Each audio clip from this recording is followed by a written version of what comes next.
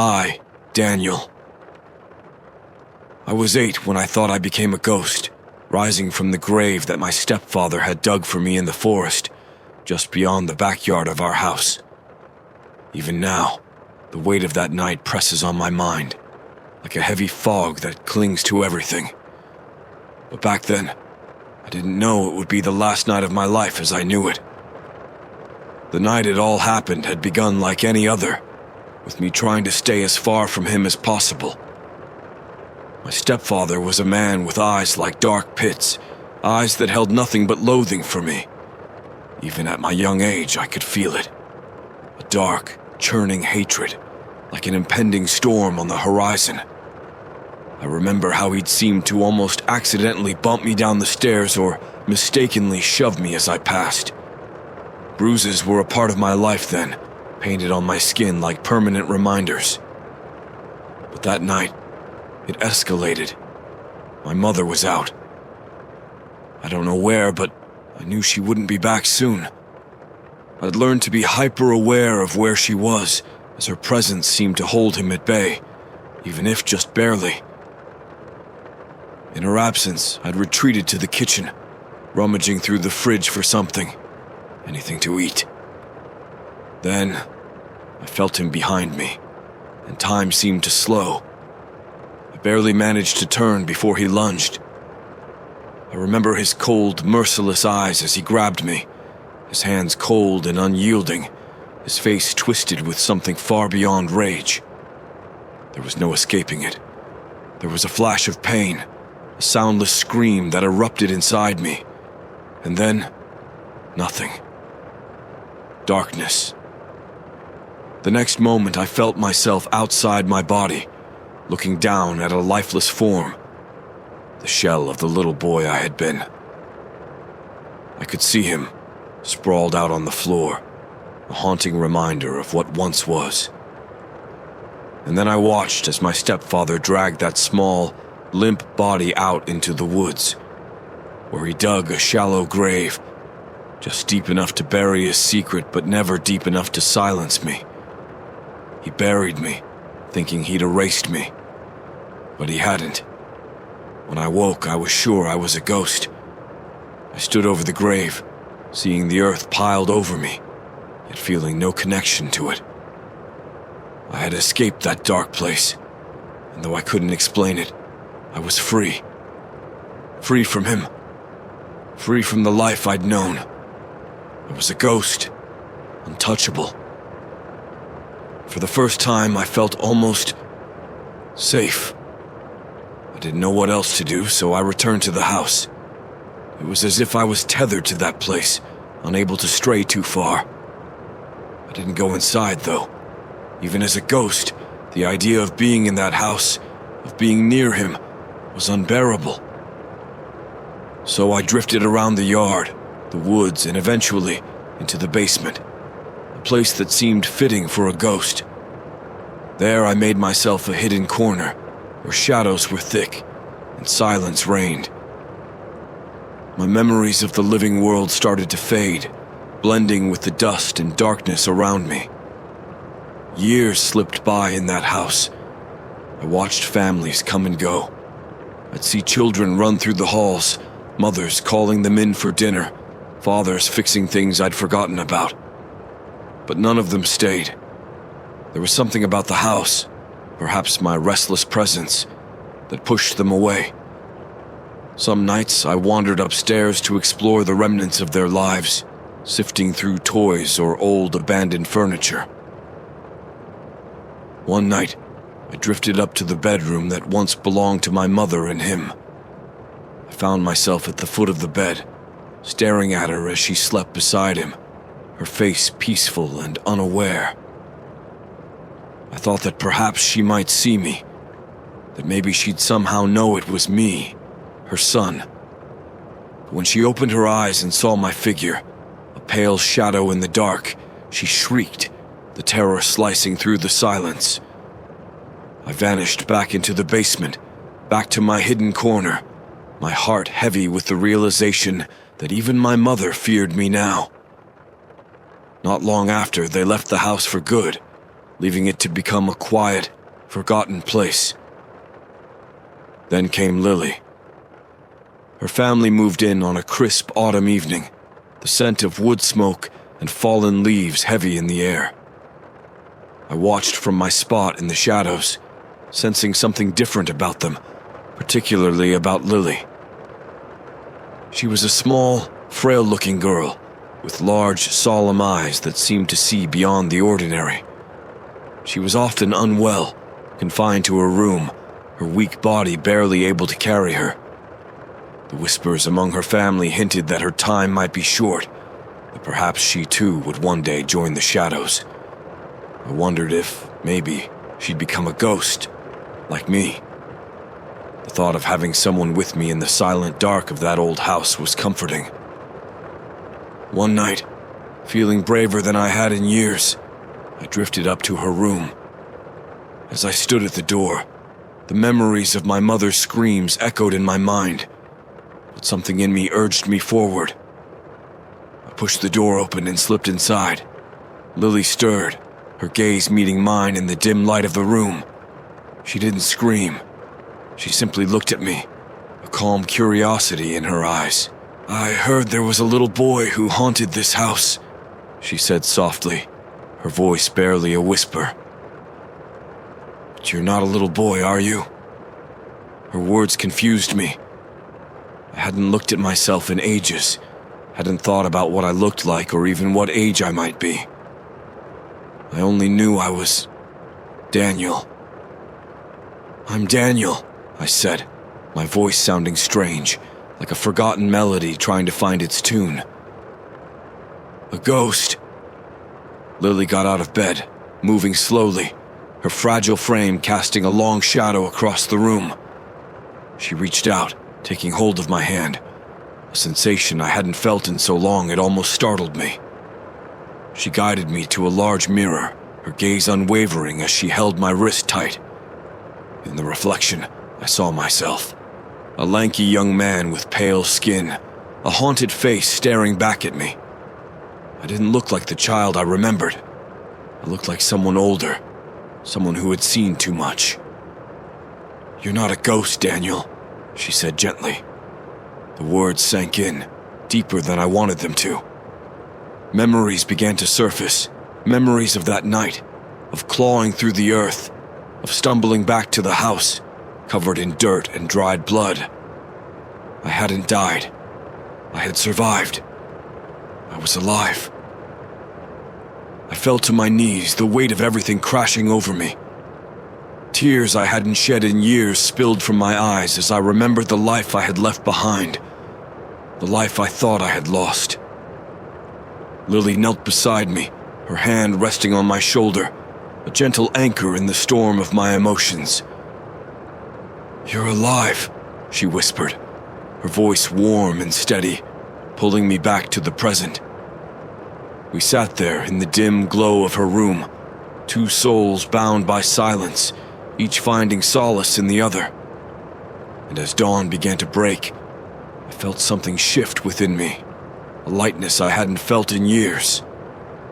Lily and I talked for hours, about her life, about mine, about the shadows that haunted us both. And as the first rays of sunlight spilled into the room, I knew that I would never return to the basement, never slip back into the shadows. I wasn't a ghost. Not anymore. After that night, everything shifted. I no longer hid in the basement or lingered like a specter, waiting for nightfall to roam the house. I stayed close to Lily, her presence thawing the cold that had gripped me for so long, and I found myself feeling things I hadn't felt since before that fateful night. At first, Lily's family noticed my presence only as a passing shadow or a whispered sound, something strange but not unsettling. Her mother would comment on feeling a draft where there was no open window, or Lily's little brother, Toby, would hear soft footsteps in the hall when no one was there. But Lily kept our secret. We would sit in her room late into the night, sharing stories, both hers and mine. She listened with wide-eyed wonder when I told her about life in the house before her family had moved in, how I'd watched new families come and go, fleeing the house they believed was haunted. I told her about the lonely nights I'd spent in the basement, the quiet hours when I'd wander the woods just to feel a sense of freedom from the darkness within the walls. And Lily, in turn, told me about her struggles, her dreams, and her fears. She was sick, sicker than I had known, and I could feel her frailty like a shadow hovering over us. Her family had moved to this small town to escape the reminders of doctors and hospitals, seeking peace and quiet in a place where the air was clean and the forest brought healing. But Lily knew just as I did that she was slipping away. Each night, she grew a little weaker, her voice softer, her laughter thinner. One night, I asked her about it directly, sensing the truth she kept buried in her heart. "Do you believe in ghosts, Daniel?" she asked, a strange smile on her lips. Her question took me by surprise. I'd never thought of it that way. If I was real, then what was a ghost? "I thought I was a ghost," I said, searching for the right words.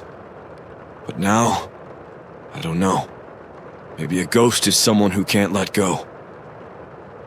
She nodded, her gaze drifting to the window where the moonlight cast soft shadows on her face. "Maybe we're both ghosts," she whispered, more to herself than to me. It was in that moment that I realized Lily was more than a friend. She was a kindred spirit, someone who understood the weight of lingering between life and death.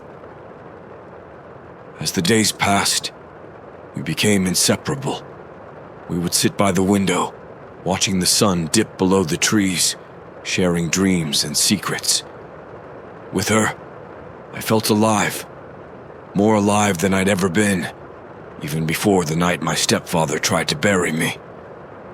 But as her health continued to decline, I began to feel something else, a gnawing fear, the dread of losing her to the darkness I'd once known so well.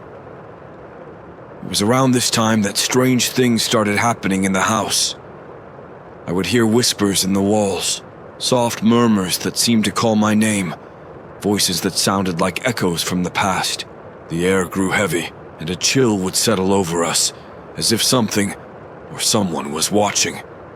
I knew deep down that it was him, my stepfather. I had buried his memory along with the pain, locked him away in a dark corner of my mind. But he was still here, lurking in the shadows of my past, a ghost in his own way, haunting the life I was trying to rebuild. Lily noticed it too.